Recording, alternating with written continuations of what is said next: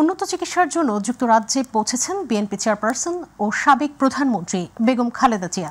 বাংলাদেশ সময় দুপুর 2:55 London Heathrow বিমানবন্দরে এয়ার অ্যাম্বুলেন্স অবতরণ করলে স্বাগত জানিয়েছেন বড় ছেলে তারেক রহমান ও পরিবারের সদস্যরা। সাথে ছিলেন যুক্তরাজ্য শাখা বিএনপির নেতাকর্মীরা। এ সময় আবেগঘন পরিবেশ তৈরি হয়। পরে নিজ গাড়ি চালিয়ে বেগম খালেদা জিয়াকে ঐতিহ্যবাহী লন্ডন ক্লিনিকে ভর্তি করেন ছেলে তারেক রহমান। ইউসুফ আলী রিপোর্ট।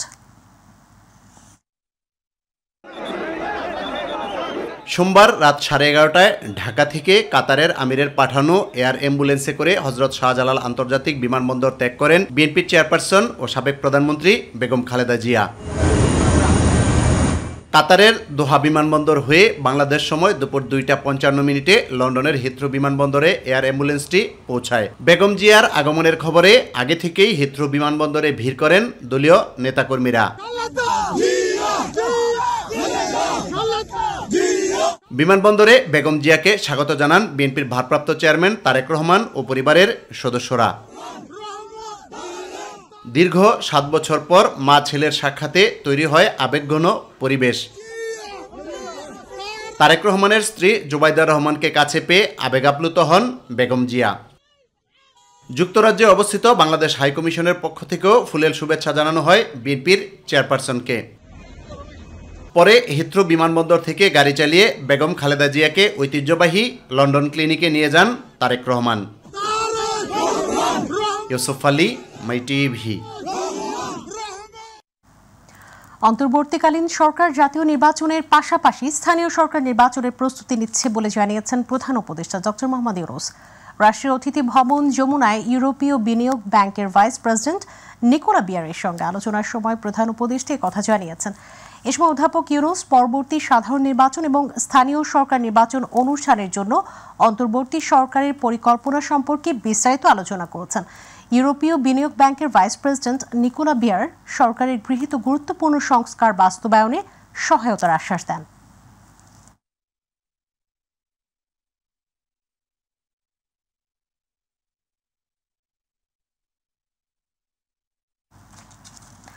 আদালতে ন্যায় বিচার না পেলে শাহবাগ ব্লকেট করবে চাকরিচ্যুত বিডিআর সদস্যরা। প্রধান উপদেষ্টার বাসভবন যমুনায় স্মারকলিপি প্রদান শেষে চাকরিচ্যুত বিডিআর সদস্যদের পক্ষে এই কর্মসূচি ঘোষণা করেন বৈষম্য বিরোধী ছাত্র আন্দোলনের কেন্দ্রীয় সমন্বয়ক মাহিন সরকার। তিনি জানিয়েছেন, পিলখানা হত্যাকাণ্ডে চাকরিচ্যুতদের দাবির ব্যাপারে সরকারের পক্ষ থেকে প্রত্যাশা অনুযায়ী আশ্বাস পাওয়া যায়নি। তাই আপাতত শাহবাগ ত্যাগ করলেও শহীদ মিনারে অবস্থানের কথা জানানো হয় পদযাত্রা থেকে।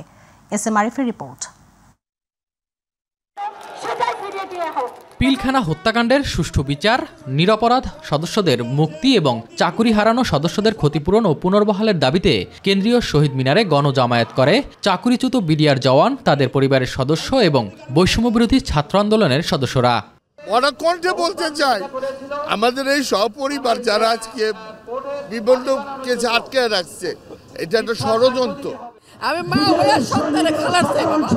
নিরীহ নিরপরাধ বিডিআর আমরা যে চাকরিচ্যুত হয়েছি, আমরা পুনরায় চাকরিতে বহাল হতে চাই, এটাই আমাদের দাবি। পরে 3 দফা দাবি আদায়ে শহীদ মিনার থেকে প্রধান উপদেষ্টার বাসভবন অভিমুখে রওনা হলে শাহবাগের সামনে আইন শৃঙ্খলা বাহিনীর বাধার মুখে পড়ে পদযাত্রাটি। বাধা পেয়ে তারা শাহবাগ জাদুঘরের সামনে অবস্থান নিয়ে বিক্ষোভ করে। এ সময় বৈষম্যবিরোধী ছাত্র আন্দোলনের সমন্বয়ক মাহিন সরকারের নেতৃত্বে 9 সদস্যের একটি দল যমুনায় প্রধান উপদেষ্টা বরাবর স্মারকলিপি জমা দেয়। প্রধান উপদেষ্টার পক্ষ থেকে যিনি এসেছিলেন তার কাছ থেকে আশানুরূপ কোনো আশ্বাস আমরা পাইনি। আদালতে ন্যায় বিচার না পেলে পরবর্তী কর্মসূচি কি হবে সেই ঘোষণাও দেয়া হয় পদযাত্রা থেকে। কালকে আপনারা জানেন কোর্টে শুনানি আছে। যদি সেইখানে আমরা ন্যায় বিচারের কোনো ইঙ্গিত না পাই, তবে আমাদের এই অবস্থান কর্মসূচি শুধু এইখানে হবে না, আমরা শাহবাগ ব্লকেট করব। SM Arif, My TV, Dhaka. Zia orphanage trust দুর্নীতি মামলায় 10 বছরের সাজার বিরুদ্ধে দ্বিতীয় দিনের মতো বিএনপি চেয়ারপারসন বেগম খালেদা জিয়ার আপিলের শুনানি বৃহস্পতিবার পর্যন্ত মুলতবি করা হয়েছে। সকালে প্রধান বিচারপতি ডক্টর সৈয়দ রেফাত আহমেদের নেতৃত্বাধীন আপিল বিভাগে শুনানি শুরু হয়। গত 11 নভেম্বর জিয়া অরফানেজ ট্রাস্ট দুর্নীতি মামলায় 10 বছরের সাজার বিরুদ্ধে বেগম খালেদা জিয়ার লিফট আপিল মঞ্জুর করেন আপিল বিভাগ। একই সঙ্গে বিএনপি নেত্রীকে দেয়া 10 বছরের সাজা স্থগিত করেন সর্বোচ্চ আদালত। পাশাপাশি আপিলের সারসংক্ষেপ 2 সপ্তাহের মধ্যে দাখিল করতে নির্দেশ দেওয়া হয়েছে। গত বছরের 5 আগস্ট শেখ হাসিনা সরকারের পতনের দিন বেগম খালেদা জিয়াকে মুক্তি দেওয়ার সিদ্ধান্ত হয়।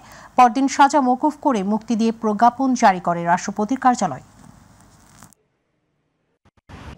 কোনো ম্যাটেরিয়ালস নাই, এভিডেন্স নাই, সেই মামলায় তাকে জেল দেওয়ার পরে আমরা আপিল করে আদালতের দ্বারে দ্বারে ঘুরেছি, কান্নাকাটি করেছি। আমরা কর্তৃপক্ষের কাছেও দ্বারে দ্বারে ঘুরেছি, অনেক কান্নাকাটি করেছি, কিন্তু তার চিকিৎসা মিলে না। ক্ষমতাচ্যুত হয়ে ভারতে পলাতক সাবেক প্রধানমন্ত্রী শেখ হাসিনার অবস্থানের মেয়াদ বাড়িয়েছে ভারত। বিষয়টি নিয়ে বুধবার সংবাদ প্রকাশ করেছে ভারতীয় গণমাধ্যম হিন্দুস্তান টাইমস। প্রতিবেদনে বলা হয়েছে, গত 5 আগস্ট আওয়ামী লীগ সরকারের বিরুদ্ধে ছাত্র জনতার আন্দোলনের মুখে শেখ হাসিনা বাংলাদেশ ত্যাগ করেন এবং তখন থেকেই তিনি ভারতে অবস্থান করছেন। সম্প্রতি তার ভিসার মেয়াদ বাড়ানো হয়েছে, তবে ভারত কবে শেখ হাসিনার ভিসার মেয়াদ বাড়িয়েছে তা উল্লেখ করা হয়নি প্রতিবেদনে। গণহত্যা ও মানবতা বিরোধী অপরাধের অভিযোগে শেখ হাসিনাকে বিচারের মুখোমুখি করতে গত 23 ডিসেম্বর নয়াদিল্লির কাছে আনুষ্ঠানিকভাবে প্রত্যাপনের অনুরোধ জানিয়েছে চিঠি দেয় পররাষ্ট্র মন্ত্রণালয়। শেখ হাসিনাকে ভারতে ভিসার মেয়াদ বৃদ্ধির বিষয়টি ভালোভাবে নেয়নি বাংলাদেশের জনগণ। এতে করে ভারত তাদের স্বাধীনতা ও গণতন্ত্রকে অবমূল্যায়ন করছে বলে মন্তব্য করেছেন বিএনপির সিনিয়র যুগ্ম মহাসচিব রুহুল কবির রিজভী আহমেদ। আর বিএনপি চেয়ারপারসনের উপদেষ্টা জয়নুল আবদিন ফারুক বলেছেন, শেখ হাসিনার নির্দেশে বিনা কারণে যে বিচারক খালেদা জিয়াকে সাজা দিয়েছে তাকে আইনের আওতায় আনতে হবে। রাজধানীতে আলাদা অনুষ্ঠানে তারা এসব কথা বলেন। ইউসুফ আলী রিপোর্ট।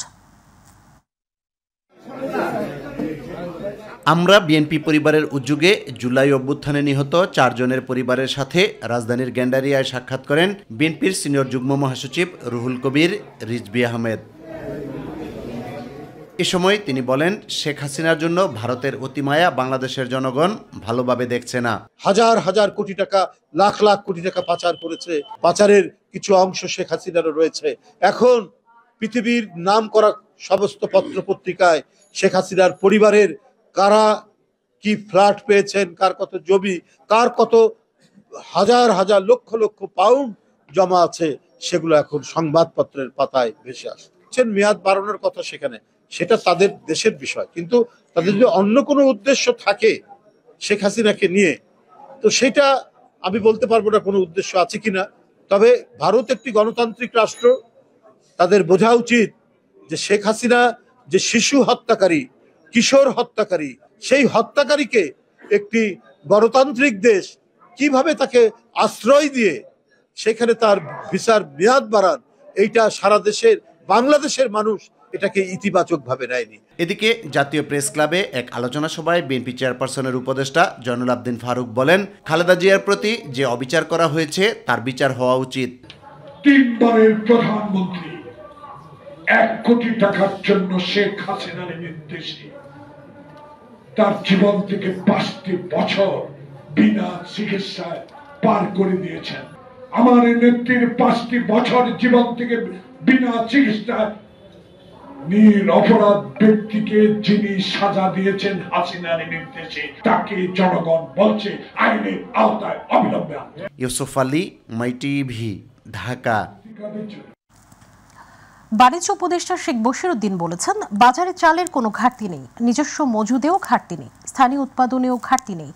এই মুহূর্তে বাজারে চালের দাম বৃদ্ধির কোনো যৌক্তিক কারণ নেই, তবে কিছুদিনের মধ্যে দাম নেমে আসবে বলেও জানিয়েছেন তিনি। সকালে রাজধানীর বেগুনবাড়িতে দেশব্যাপী স্মার্ট ফ্যামিলি কার্ডের মাধ্যমে টিসিবির পণ্য বিক্রয় কার্যক্রমের উদ্বোধনী অনুষ্ঠানে তিনি এসব কথা বলেন।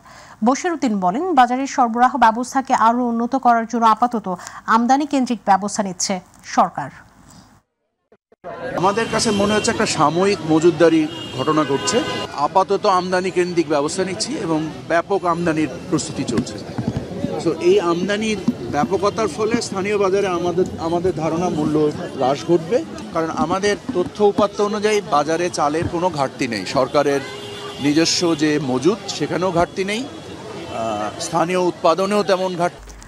৪,২৪৬ কোটি টাকা ব্যয়ে 10টি প্রকল্প অনুমোদন দিয়েছে জাতীয় অর্থনৈতিক পরিষদের নির্বাহী কমিটি একটেক। সকালে প্রধান উপদেষ্টা ডক্টর মোহাম্মদ ইউনূসের সভাপতিত্বে একটেক বৈঠকে এই অনুমোদন দেওয়া হয়। সভায় সব উপদেষ্টা, পরিকল্পনা কমিশনের সদস্য এবং প্রকল্প সংশ্লিষ্ট মন্ত্রণালয়ের সচিবরা উপস্থিত ছিলেন।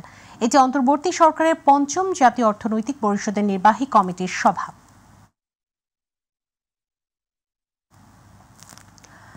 ডিএমপি কমিশনার শেখ মোহাম্মদ সাজ্জাদ আলী বলেছেন, ইদানিং বিভিন্ন গোষ্ঠীরা দাবি আদায়ের জন্য রাজপথ দখল করে। তারা মনে করে রাজপথ দখল করলে দাবি আদায় সম্ভব, কিন্তু এটা সমাধান নয় বলে মন্তব্য করেছেন তিনি। সকালে ক্র্যাবের বার্ষিক সাধারণ সভায় তিনি কথা জানান। ডিএমপি কমিশনার বলেছেন, গত 15 বছরে পুলিশের আচরণ থেকে পুলিশ বের হতে চায়। সবার সহযোগিতা চাই, ঢাকাবাসী যেন ভালো থাকে, তার জন্য আমাদের সবাইকে কাজ করতে হবে। সীমিত সংখ্যক পুলিশ দিয়ে সকল সমস্যার সমাধান করা অত্যন্ত দুরূহ। সম্মিলিতভাবে চেষ্টা করলে অবশ্যই আমরা ভালো থাকব। বাংলাদেশি বংশোদ্ভূত ব্রিটিশ এমপি ডক্টর রূপা হক বলেছেন, পশ্চিমা দেশগুলোতে ক্যাম্পাসে ছাত্র রাজনীতি ও বিভিন্ন নির্বাচন হয়ে থাকে, কিন্তু কোনো সহিংসতা হয় না। অতীশ দীপঙ্কর বিজ্ঞান ও প্রযুক্তি বিশ্ববিদ্যালয়ের শিক্ষার্থীদের সঙ্গে প্রশ্নোত্তর পর্বে মতবিনিময়ের সময় এসব বিষয়ে তার দৃষ্টিভঙ্গি তুলে ধরেন। দুপুরে অতীশ দীপঙ্কর বিজ্ঞান ও প্রযুক্তি বিশ্ববিদ্যালয় ব্রিটিশ এমপি ডক্টর রূপা হককে সংবর্ধনা দেওয়া হয়। এতে প্রধান অতিথি ছিলেন বিশ্ববিদ্যালয় বোর্ড অফ ট্রাস্টিজের চেয়ারম্যান মোহাম্মদ শামসুল আলম লিটন। অতিথি ছিলেন সাবেক শিক্ষা প্রতিমন্ত্রী অতীশ দীপঙ্কর বিজ্ঞান ও প্রযুক্তি বিশ্ববিদ্যালয়ের স্কিল ডেভেলপমেন্ট ইনস্টিটিউটের পরিচালক আনম এহসানুল হক মিলন সহ বিশিষ্ট ব্যক্তিরা। এবার আমাদের কৃষি।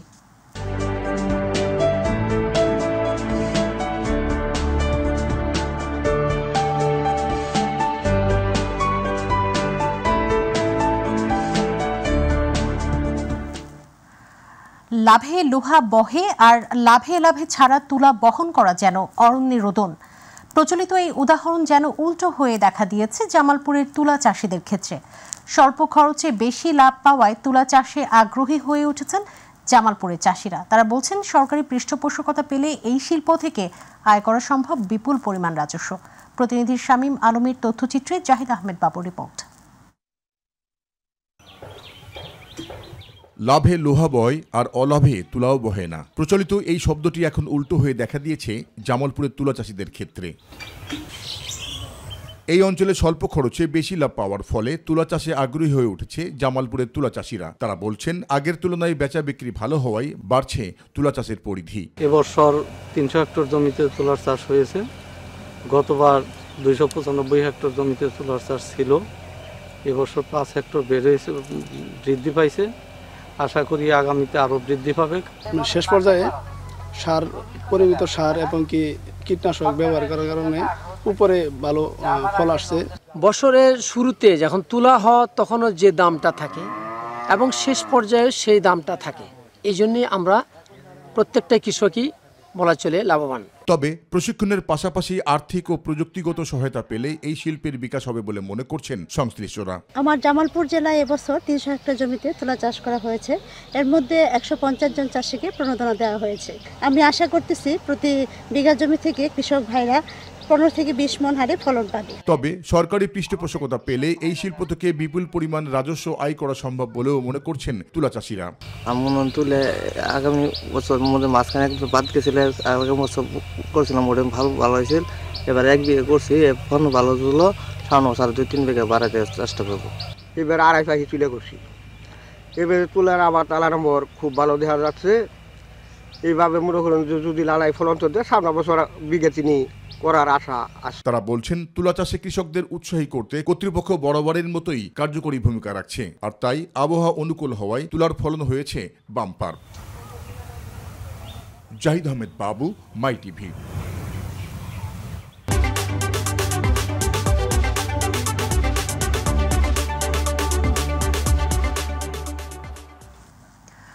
জনপ্রিয় অভিনেতা আফরান নিশোর সম্প্রতি বাংলাদেশের শীর্ষস্থানীয় ফুটওয়্যার ব্র্যান্ড ওয়াকারো বাংলাদেশের ব্র্যান্ড অ্যাম্বাসেডর হিসেবে চুক্তিবদ্ধ হয়েছেন। জনপ্রিয় এই অভিনেতার সঙ্গে ওয়াকারুর পার্টনারশিপটি ব্র্যান্ডটির আধুনিকতা ও তারুণ্যের প্রতীক হয়ে উঠবে এমনটি আশা করা হচ্ছে। রাজধানীর উত্তরায় ওয়াকারু বাংলাদেশের কর্পোরেট অফিসে 2 বছরের জন্য চুক্তিবদ্ধ হন আফরান নিশু। অনুষ্ঠানে উপস্থিত ছিলেন ফুডস্টেপস লিমিটেডের chairman V Naushad, director Ramesh Omar, director Saif Shahriar Islam এবং ওয়েভ মেকার বাংলাদেশের ম্যানেজিং ডিরেক্টর মোর্শেদ আলম। এছাড়াও উপস্থিত ছিলেন ওয়েভ মেকার বাংলাদেশের অন্যান্য সদস্যরা। ওয়াকারু বাংলাদেশের সাথে এই পার্টনারশিপ নিয়ে আনন্দ ও উচ্ছ্বাস প্রকাশ করেছেন আরফান নিশু। বিগত 30 বছরের ফুটওয়্যার ফ্যাশনকে মাথায় রেখে 2012 সালে শুরু হয় ওয়াকারুর যাত্রা। ব্র্যান্ডটি নিয়ে আসে বিভিন্ন স্টাইলের ফুটওয়্যার, যা সকল শ্রেণীর মানুষের নাগালের ভেতর। আফ্রিকা ও সাউথ ইস্ট এশিয়ার পর ওয়াকারুর সব প্রোডাক্ট এখন বাংলাদেশে পাওয়া যাচ্ছে। বাংলাদেশের অন্যতম জনপ্রিয় বেভারেজ ব্র্যান্ড স্পিড জিতে নিল বেস্ট ব্র্যান্ড অ্যাওয়ার্ড 2024। এ নিয়ে টানা 7মবারের মতো C&D অল্টারনেটিভ ক্যাটাগরিতে বেস্ট ব্র্যান্ড হওয়ার গৌরব অর্জন করল স্পিড। বাংলাদেশের ব্র্যান্ড প্র্যাকটিশনারদের বৃহত্তম প্রতিষ্ঠান বাংলাদেশ ব্র্যান্ড ফোরাম BBF সম্প্রতি রাজধানীর ইন্টারকন্টিনেন্টাল হোটেলে এক জমকালো আয়োজনের মাধ্যমে দেশের সেরা ব্র্যান্ডগুলোকে স্বীকৃতি প্রদান করে।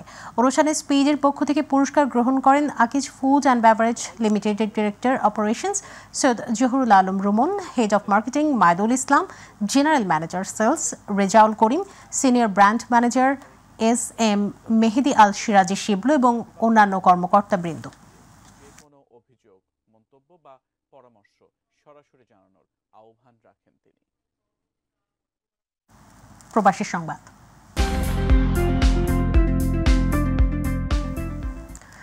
মালয়েশিয়া সিলেট ডিভিশন অ্যাসোসিয়েশনের 2025 ও 26 সেশনের কার্যকরী কমিটির আত্মপ্রকাশ উপলক্ষে 5ম বার্ষিকী সম্মেলন ও রিজিকে প্রবাস অন্তরের স্বদেশ এর মোড়ক উন্মোচনে আলোচনা সভা অনুষ্ঠিত হয়েছে।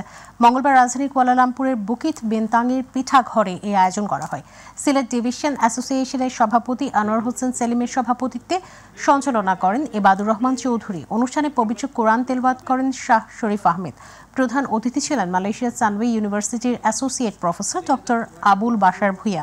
বিশেষ অতিথি ছিলেন ইউনিভার্সিটি টেকনোলজি মারা এর সহযোগী অধ্যাপক ডক্টর নাজমুল হক, সিনিয়র সাংবাদিক ও কলামিস্ট মাসুদ কামাল।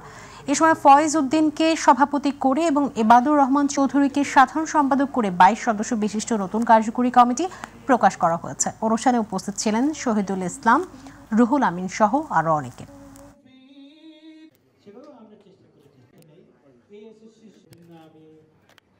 দর্শক, সংবাদ শেষ করব অতিথি পাখির খবর জানিয়ে। শীত এলেই আসে অতিথি পাখি, এমন গল্প শুধু জাহাঙ্গীরনগর বিশ্ববিদ্যালয়েই নয়। নড়াইলের কালীপাড়া গ্রামের কৃষি পর্যটন কেন্দ্র অরুণিমা রিসোর্ট গলফ ক্লাবে এই ঘটনা ঘটছে নিয়মিত। সংরক্ষিত এলাকা ঘোষণা করায় দিন দিন বাড়ছেও পাখির পরিমাণ। প্রতিনিধি খায়রুল ইসলামের রিপোর্ট, জানাচ্ছেন ইলিয়াস কমল। অতিথি আর দেশি পাখি মিলে নড়াইলের অরুণিমা রিসোর্ট গলফ ক্লাব এখন পাখিদের রাজ্যে পরিণত হয়েছে। পাখি সংরক্ষিত এলাকা ঘোষণা করায় এক যুগ আগে থেকেই এলাকাটির পরিচিতি পায় পাখি গ্রাম নামে। 2004 সাল থেকে প্রতি বছরই শীত মৌসুম সহ বছরের 8 থেকে 9 মাস বিভিন্ন প্রজাতির পাখির কলতানে মুখরিত হয় এলাকাটি।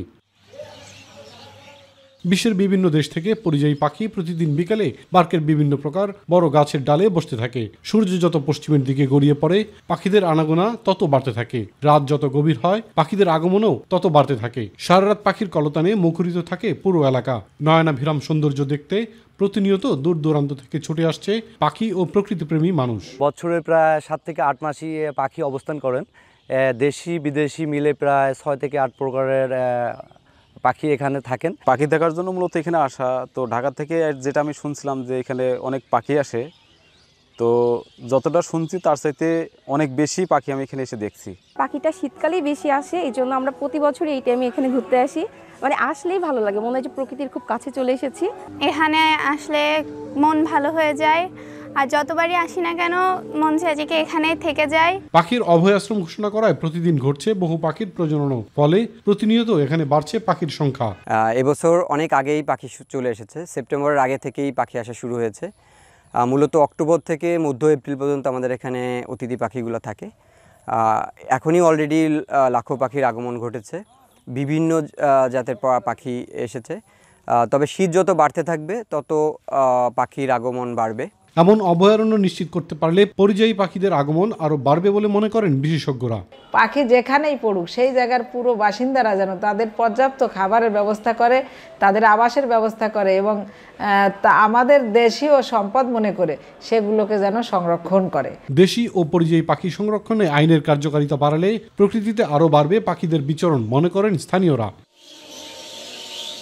ইলিয়াস কমল, মাই টিভি।